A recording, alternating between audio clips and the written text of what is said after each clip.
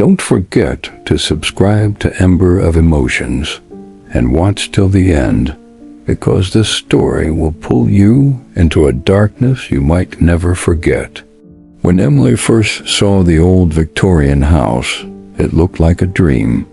Tall, with ivy climbing its cracked walls, it was a place that seemed to whisper stories of the past through the rustle of its curtains and the hum of the wind through broken windows. She wanted peace, silence, and a fresh start after losing her mother in a car accident just months ago. The house stood at the edge of a forgotten town, the kind of place where neighbors still stared from behind half-drawn curtains and spoke in whispers about things they couldn't explain. The price was unbelievably low, far too low for something this big, but the real estate agent had brushed it off with a smile that didn't quite reach his eyes. Emily didn't care. She wanted an escape, not logic. So she bought it, signed the papers, and drove up the long, gravel path with a heart full of hope and an emptiness she couldn't quite name. The first night felt almost magical.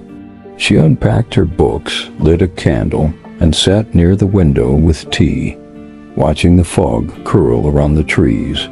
But when midnight came, that peace began to fracture. From beneath the floorboards, a faint sound echoed like the dragging of something heavy, slow, deliberate. She froze, holding her breath. "Probably rats," she whispered, but her voice trembled. When the sound stopped, she laughed nervously and went to bed, convincing herself it was just the old house settling. Morning brought warmth again, sunlight spilling through lace curtains, and for a while she believed she had overreacted. She spent the day cleaning and discovered a door hidden behind a large cabinet in the hallway. It was small, wooden, and so old that the hinges had rusted nearly shut. When she tried the handle, it didn't move. "Basement, maybe," she murmured. The idea of exploring it made her uneasy, so she left it alone. But from that moment on, the feeling of being watched began. It was subtle, at first a shiver down her spine when she passed the door, a reflection in the mirror that didn't move with her, a whisper that sounded eerily like her mother calling her name.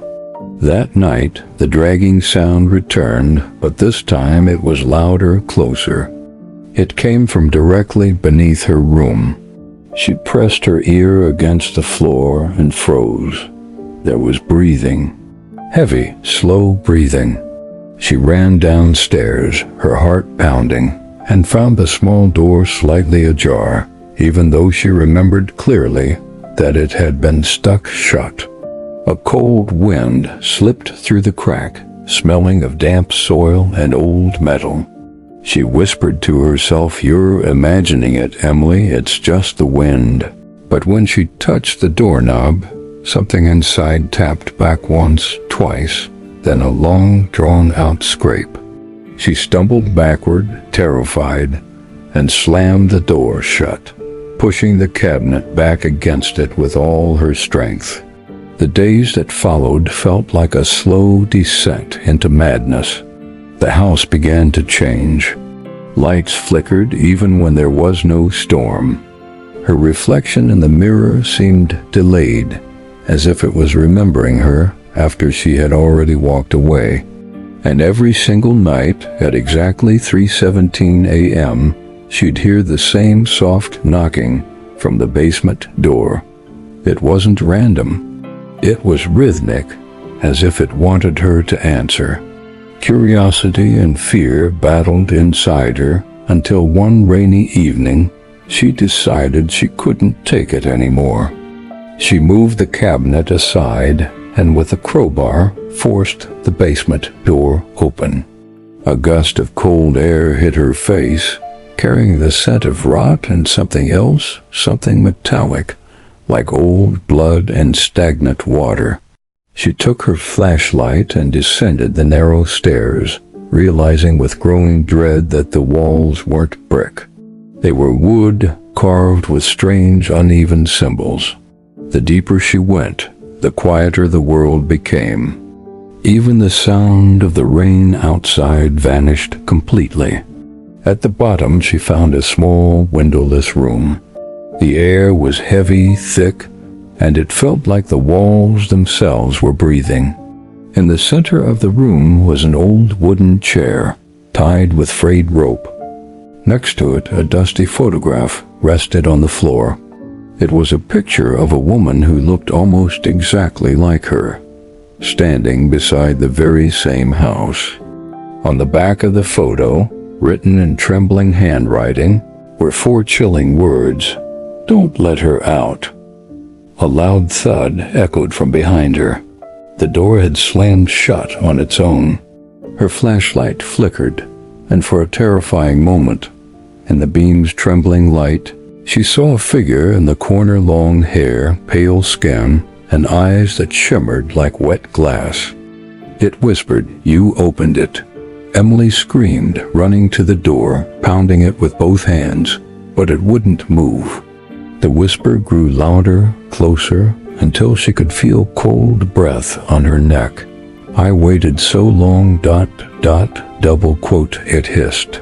She turned slowly, tears filling her eyes, and saw her own face staring back at her, but twisted, hollow, and smiling. And then everything went dark. When Emily woke, she was lying on the chair in the basement, ropes cutting into her wrists. Her flashlight was gone. The only light came from a faint glow that seemed to pulse from the walls. A voice, her own voice, whispered from the shadows, "You shouldn't have come here. I tried to warn you." The figure stepped out, and now Emily saw it clearly. It was her, but older, broken, with faint bruises around her neck, as if someone had strangled her long ago. "You let me out," it said softly. "Now you'll take my place." Emily screamed until her throat went raw, but no one could hear. The next morning, the townspeople noticed the house's front door open, swaying gently in the breeze. They found nothing inside except an empty teacup by the window and a photograph on the floor. A photo of Emily, smiling faintly, standing beside the old house. But if you looked closely, you could see a shadow in the window behind her, a woman with the same face staring out. Weeks later, a new buyer arrived, a young couple, enchanted by the charm of the property. The agent smiled again, that same uneasy smile, and handed them the keys. "Just an old house," he said. "Nothing to worry about." As they walked through the halls, the wife paused by the cabinet. "What's this door?" she asked. The husband shrugged. "Probably just a basement." From somewhere below, faintly, came a sound, a slow, rhythmic knocking. And in the faint reflection of the hallway mirror, Emily's eyes opened once more. If you felt that chill crawl down your spine, don't forget to subscribe to Ember of Emotions. Every story hides a feeling, and every feeling has a shadow.